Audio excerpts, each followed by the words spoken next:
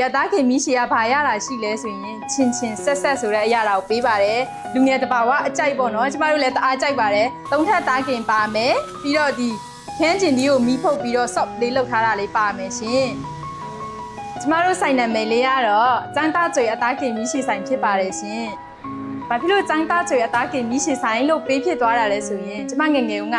အဲ့ဒီမိရှည်စားတဲ့ချိန်ကျရင်ပေါ့နော်အများတန်းပါဇက်ကိုအားရပါရဟပြီးတော့စားတယ်ပေါ့နော်အဲ့လိုစားမှပဲကတွင်ကပိုတွေ့တယ်လို့ခံစားရလို့ဖြစ်ပါတယ်အဲ့ဒါကြောင့်မို့အားလုံးကိုလည်းမိရှည်စားတဲ့ချိန်ကျရင်ပါဇက်အကြီးကြီးလေးဟပြီးတော့အဲ့လိုစားစီခြင်းလို့အဲ့နာမည်လေးကိုပေးဖြစ်သွားတာဖြစ်ပါတယ်ရှင်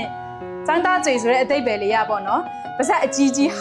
ဆိုတဲ့အတိတ်ပဲကိုပြောတာဖြစ်ပါတယ်ရှင်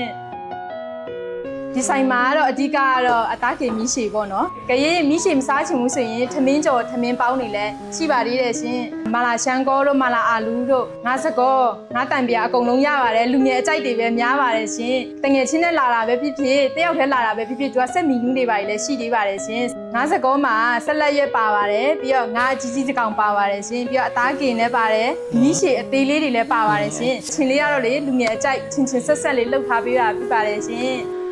ဖြော်ရည်ပိုင်းကြတော့ကျမတို့ကအတီးစစ်စစ်နဲ့ပဲဖြော်တာဖြစ်ပါတယ်ကျမတို့ရဲ့ဆိုင်လိပ်စာကလမ်း60ပေါ်မှာ109 108ကြားမှာဖြစ်ပါတယ်ရှင်ဆိုင်ဖွင့်ချိန်လေးကတော့မနေ့10နာရီကနေလို့ညနေ8နာရီထိဖြစ်ပါတယ်